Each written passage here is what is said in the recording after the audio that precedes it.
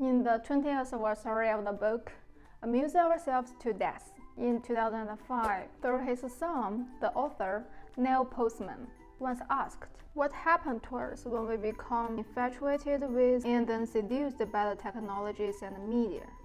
Do they free us or imprison us? Do they improve or degrade democracy? Do they make our leaders more accountable or less so? Our system more transparent or less so? Do they make us better citizens or better consumers? Are the trade-off worth it? If they are not worth, yet we still can't stop ourselves from embracing the next new things because that is just how we are wired. Then, what strategies can we devise to maintain control, dignity, meaning? Until now, 15 years later, we are still in the middle of the flog of these questions. If there is any assured, it must be, after Neil died in 2003, the world has been amusing themselves more to death. Since I'm focusing why, let's try to explore this issue from the opposite perspective.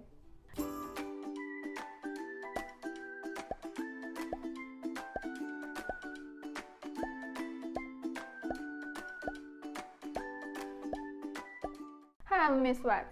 You probably have heard the book Amusing Ourselves to Death, which was firstly published in 1955, once TV business once dominated people's daily life. Actually, Neil's key point only lay on the last 50 pages of this book. Can we say, is it a clickbait book? Yes and no. Let's say the yes part. Nowadays, we can easily see many advanced versions of many typical phenomena the book just mentioned.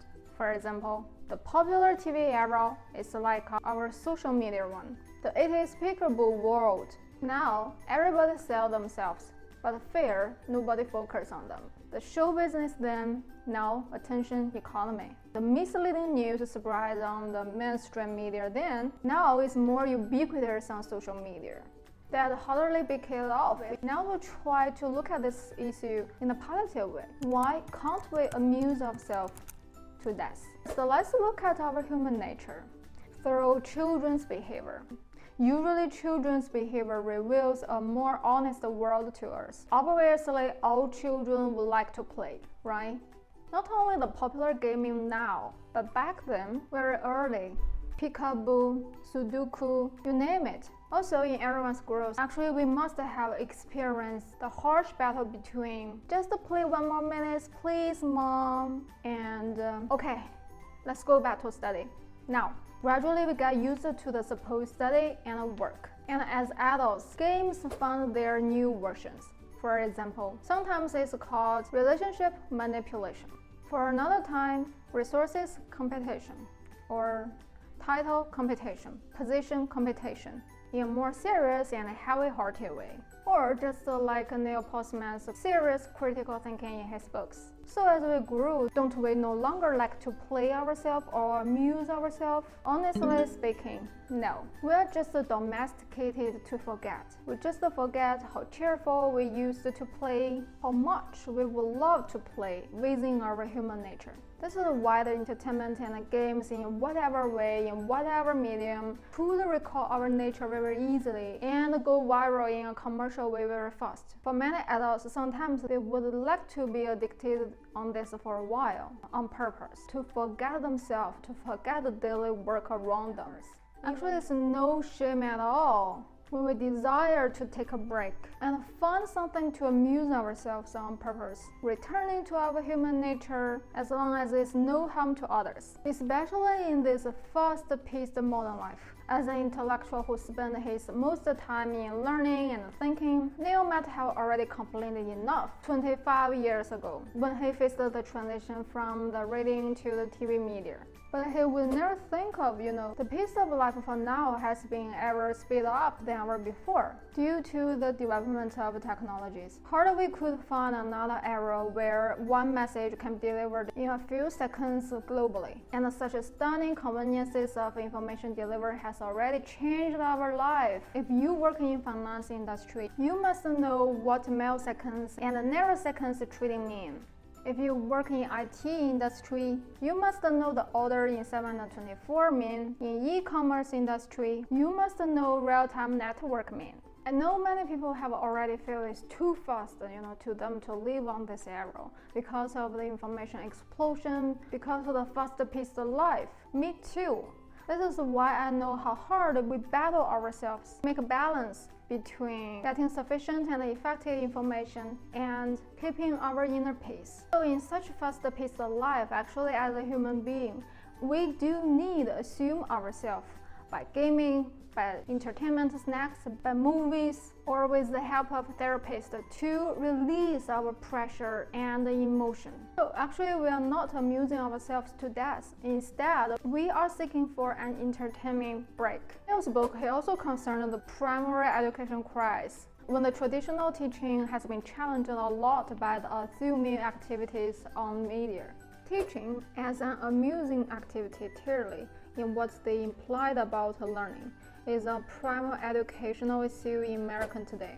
In fact, American is a leading case in the point of what may be thought as the third great crisis in Western education. The first occurred in the 5th century BC, when Athens underwent a change from an oral culture to an alphabet writing culture. To understand what this means, we must read Plato. The second occurred in the 16th century, when Europe underwent the radical transformation as a result of the printing press. To understand what this means, we must read John Locke. The third one is happening now in America as a result of the electronic revolution, particularly the invention of television. To understand what this means, we must read Marshall McLuhan. In terms of education press, we can also view it in a positive way. Let's say, throughout life, we have been educated in many ways: parental education, school education, online courses, work training, and so on. Which is the most heuristic moment for you in your education? In fact, the sense of humor on educators is one of the education keys that to open the doors of knowledge and wisdom. Let's say Richard Feynman, American theoretical physicist, the winner of Nobel Prize in Physics. He discovered and taught physics in a funny way. And look at Albert Einstein, who left us this very famous selfie. How come a person without any sense of humor could do this? If Neil Postman talk about the educational crisis, actually, I would like to argue the lack of entertainment in our education is the crisis all the time. This is why sometimes knowledge good, but schools suck.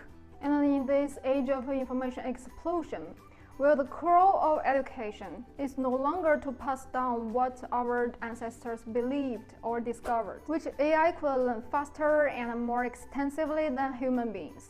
The core of education is to encourage, to inspire, to trigger the potential power inside of us to learn, to imagine, and to create. So in the process of pursuing this real education, we do need attunement. And now let's go back to the question, is this book clickbait? Let's see the no part. Actually, the most valuable part in this book lay in the first two-thirds, the public discourse in the age of show business.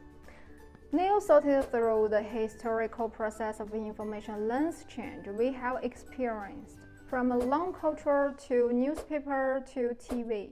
Nowadays, after he died, we have to edit another short one, social media. The shortest, Twitter, with 280 characters limit. Because of this public discourse lens change, nowadays, in the age of information explosion, sadly we face more information fragmentation, and sadly and more information biases.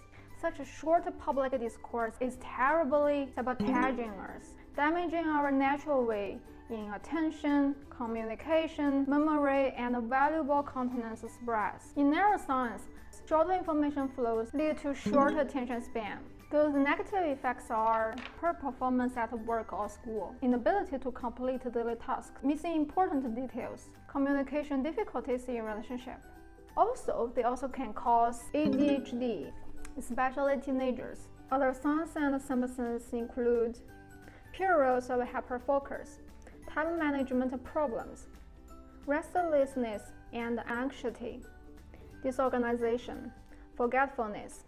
And depression includes feeling of sadness and hopelessness, thoughts of suicide, tearfulness, loss of interest or pleasure, extreme fatigue, difficult sleeping or sleeping too much. Explains physical symptoms such as body pain or headaches. Also, head injury includes headache, dizziness, nausea, confusion, personality changes, vision disturbance, memory loss, even autism, trouble related to others, restricted or repetitive behaviors, aversion to be touched, present needs or feelings. Thought flows consumes the hyper emotions. So, about human nature, we do need amusement, especially in efficient and heuristic education. But at the same time, we do need a healthy attention habit in our life and in our human world.